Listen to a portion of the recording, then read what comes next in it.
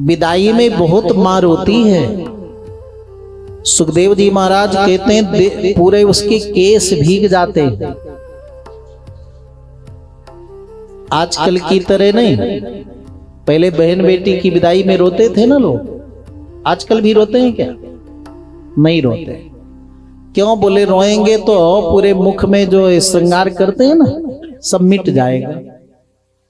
तो एक जगह आशीर्वाद देने गए तो विवाह में पता चला है किनारे जो खड़ी देवियां रो रही हैं। कौन है? बोले किराए से लाई गई हैं रोने के लिए, कि एक तरफ रोती रहे तो पता चले कि विदाई हो रही है।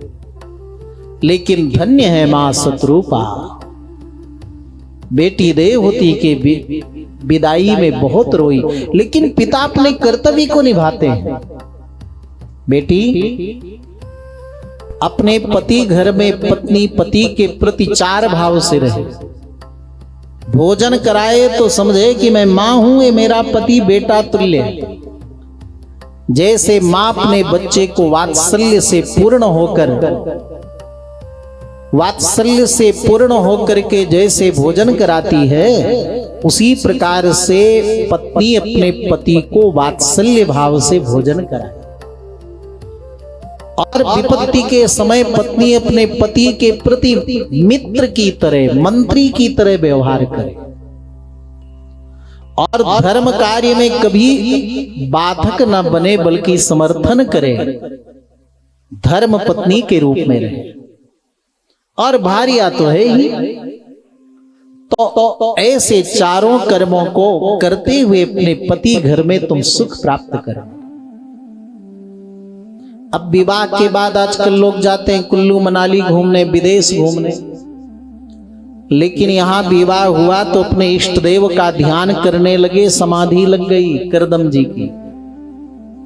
आज की बहन बेटी होती तो अपने पिता के घर आ जाती, बड़ा कठोर तप किया, देखभाल किया पति के शरीर की, रात दिन जगकर दुबली पतली हो गई। और जब उनकी समाधि टूटी तो कामक विमान प्रकट किया, अनेक सुख सुविधाएं विद्यमान थी, 9 कन्याएं हो गईं। अब संभालो, यही तो भगवान की माया। मैंने कहा एक संतान होगी बन जाऊंगा, लेकिन 9 कन्याएं हो गई। अभी तक मैं निकल नहीं पाया गृहस्थ से। तब देवी देवहूति ने कहा आपके जाने के बाद कम से कम एक पुत्र तो मुझे दो, इन कन्याओं का विवाह तो यथोचित स्थान पर करो, तब भजन में मन लगेगा आपका। तब करदम जी को भगवान का वचन स्मरण आया, कन्याओं का ऋषियों संग विवाह हुआ। करदम जी वन में जाकर तप करने लगे। भगवान कपिल बड़े हुए। मां ने एक दिन प्रश्न किया, कपिल मेरे कुछ प्रश्न हैं, तुम ही अच्छे से समाधान कर सकते हो। दुनिया में लोग सुख पाने के लिए कर्म करते, दुख क्यों मिलता है? दूसरा प्रश्न, न चाहते हुए भी मनुष्य का मन चित्त इंद्रियां विषयों की ओर, भोग पदार्थों की ओर क्यों जाती है? विषयों से मन को रोकने का उपाय क्या है? तीसरा प्रश्न, मैंने महापुरुषों के द्वारा सुना है कि प्रकृति पुरुष तत्व को जो समझ लेता है वो मुक्त हो जाता है। तो ये प्रकृति तत्व और पुरुष तत्व क्या है? भगवान कपिल ने तीनों प्रश्नों का बड़ा सुंदर उत्तर देते हैं। मां, दुनिया में तो दुख है, लेकिन सुख का केवल आभास होता है। जैसे खुजली होती है, व्यक्ति खूब जोर जोर से खुजला दे तो घाव हो जाएगा ना, और कष्ट होगा, मलहम पट्टी करनी पड़ेगी। तो दुनिया में जो सुख दिखता है उसके पीछे दुख है, कष्ट है, लेकिन मनुष्य समझ नहीं पाया। आसक्ति में, मोह में, ममता में, भोग पदार्थों की लिप्सा में कई जन्मों से लगे रहने के कारण उसको आभास ही नहीं होता। जैसे एक श्वान होता है ना, हड्डी को चबाता है तो उसके मुख से ही रक्त निकलता है, और उसको क्या लगता है कि सूखी हड्डी से रक्त निकल रहा, खून मिल रहा।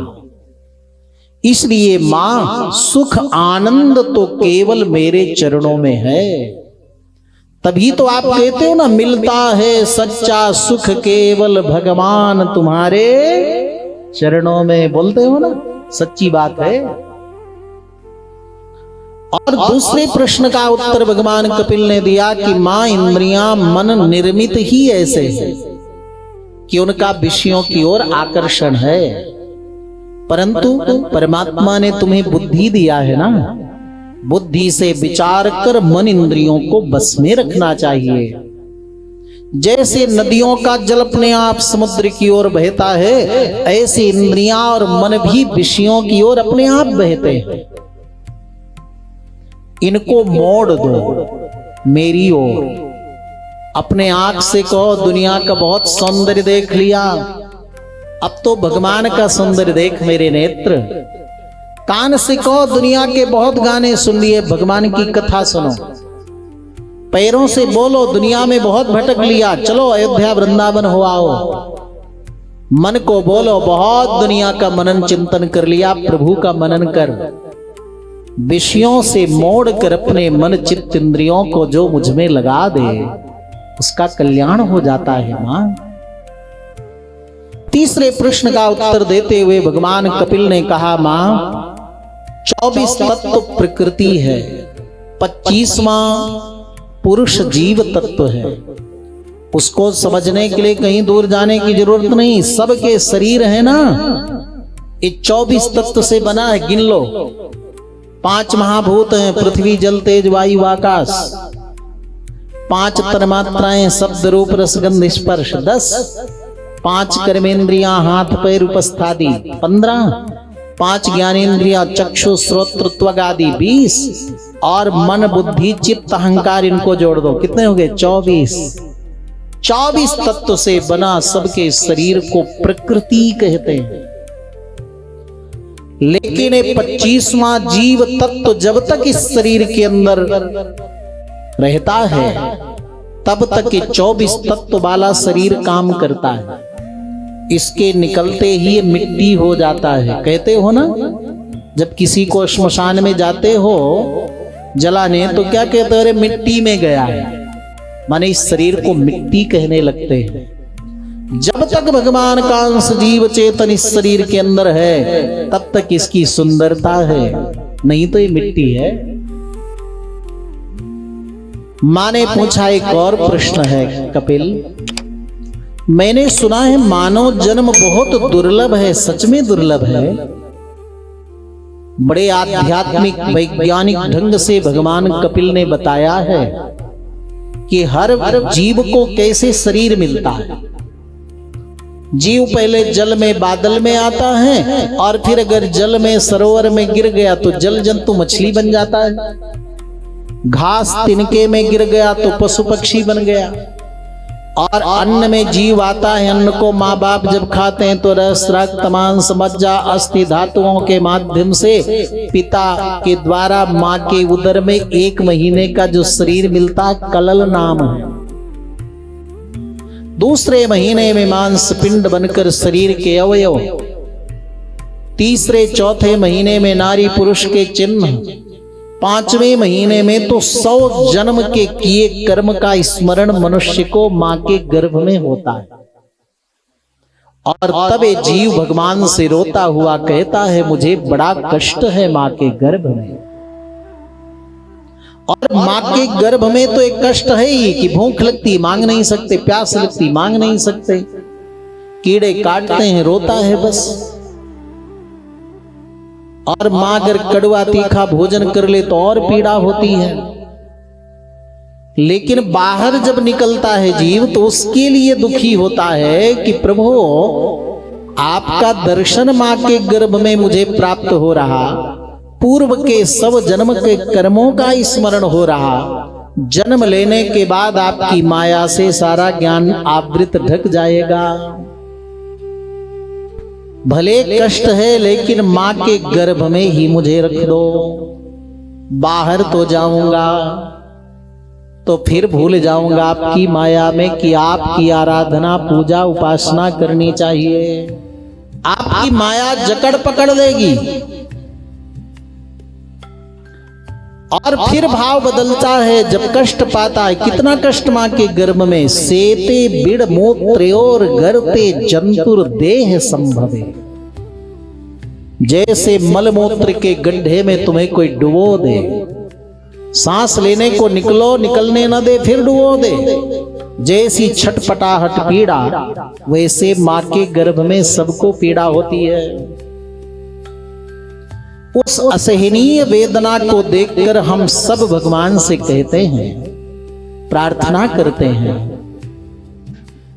एक बार मां के गर्भ से मुझे बाहर जन्म दे दो प्रभु। मैं इतना भजन सत्संग करूंगा कि फिर मां के गर्भ में दोबारा ना आना पड़ेगा। ये सबने वचन दिया है भगवान को। लेकिन जैसे जन्म होता है माया में, ऐसे जकड़ता है व्यक्ति कि अगर उससे कहो कि चलो जी कथा सुन लो, कथा हो रही है, कुछ ज्ञान मिलेगा, तुम्हारा कल्याण होगा, तो अगला व्यक्ति कहता है सांस लेने की फुर्सत नहीं है। कहते हैं ना लोग ऐसा। और जो ज्यादा माया में डूबा रहता है वो कहता है मरने की फुर्सत नहीं है। कहते हैं ना लोग। लेकिन अगले से पूछना, दुनिया में कोई एक भी दृष्टांत है कि मृत्यु आई हो और अगला व्यक्ति कहे मृत्यु देवी 2 मिनट रुक जाओ, अपने बच्चों को हिसाब किताब संभला दूं फिर चलूंगा, तो मृत्यु 1 सेकंड मौका नहीं देती। फिर भी माया में डूबा व्यक्ति कहता मरने की फुर्सत नहीं। भगवान कपिल ने कहा, सच में मां मानव जीवन बड़ा दुर्लभ है, और इस दुर्लभ जीवन मानव जीवन को पाकर अपना आत्म कल्याण करना है ना, तो संतों का संग करो। सताम प्रसंगान मम वीर्य संविदो। क्या मिलेगा सत्पुरुषों के, संत पुरुषों के संग करने से? मेरी कथा सुनने को मिलेगी। मेरी कथा सुनकर तुम्हारी मुझ परमात्मा के प्रति रुचि होगी, और रुचि बढ़ेगी तो भक्ति होगी, भक्ति होगी तो प्रीति होगी, प्रीति होगी तो आसक्ति बढ़ेगी, और मेरे प्रति प्रीति भक्ति आसक्ति बढ़ जाएगी तो दुनिया से तुम्हें वैराग्य हो जाएगा, और एक दिन माम अवरुंधे, तुम मेरी प्राप्ति कर लोगे। मां ने पूछा कैसे संतों का संग करूं? जो सहनशील है, जिनके अंदर करुणा है, सभी प्राणियों के प्रति अपनत्व आत्मभाव है, जो अपने से किसी को शत्रु नहीं मानता, अजात शत्रु है, शांत चित्त है, ऐसे साधुओं में भूषण साधु व्यक्ति का संग करो। भगवान ने नहीं कहा कि मेरी प्रार्थना करो मेरी प्राप्ति के लिए। ऐसे महापुरुष संत जनों के संग की प्रार्थना करनी चाहिए, तुम्हारा कल्याण हो जाएगा। ऐसा सुंदर सांख्य दर्शन का मार्गदर्शन किया मां को कि मां भगवान कपिल के देखते देखते मुक्त हो गई, वैकुंठ चली गई। भगवान कपिल पहुंचे समुद्र के तट में, गंगा सागर में। समुद्र ने चरण प्रक्षालन किया, अपने को धन्य बनाया, भाव निकल कर आया, मानव जीवन मिला है भगवत प्राप्ति के लिए। इतने सारे साधनों में कोई साधन अपनाओ, आपका कल्याण हो जाए तो जीवन धन्य बन जाए। इसी के लिए भगवान बार बार अवतार लेते हैं।